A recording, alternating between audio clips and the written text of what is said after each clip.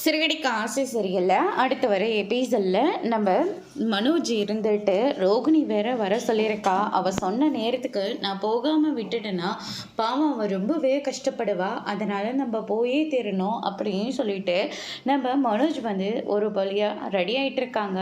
இந்த பக்கம் ரோகிணி இருந்துட்டு நம்ம வேற பேர் கொடுத்துருக்கோம், இதில் கலந்துக்கினா மட்டும்தான் எங்களுக்கான ஒரு ஃப்யூச்சரே கிடைக்கும், வேலையும் கிடைக்கும், அதே மாதிரி அடுத்தடுத்து எடுத்துக்கும் நாங்கள் போயிட்டே இருக்கலாம். ஆனால் மனோஜ் வேறு ஏன் ஃபோனே எடுக்க மாட்டேன்றான், இன்னும் வரவே இல்லை அப்படின்னு சொல்லிட்டு ரோகிணி ஒரு பக்கம் மனோஜுக்கு வந்து கால் பண்ணிக்கிட்டு இருக்காங்க. அதுக்கடுத்து தான் இந்த சைடு அம்மா வேறு இருக்காங்களே, பரவாயில்ல இருந்தால் இருந்துட்டு போட்டோம், ஏதாச்சும் ஒன்று சொல்லிட்டு நம்ம முதல்ல கிளம்பி போயிட்டே இருக்கலாம் அப்படின்னு சொல்லிட்டு முடிவெடுக்கிறாங்க.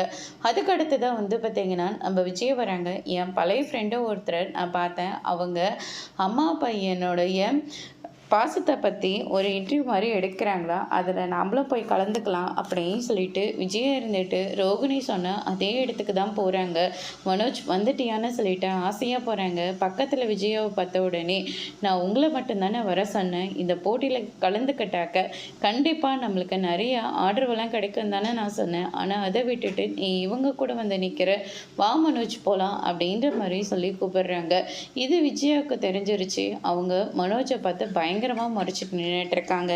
அதோட இன்னைக்கான பிரம்ம முடிச்சிருக்காங்க.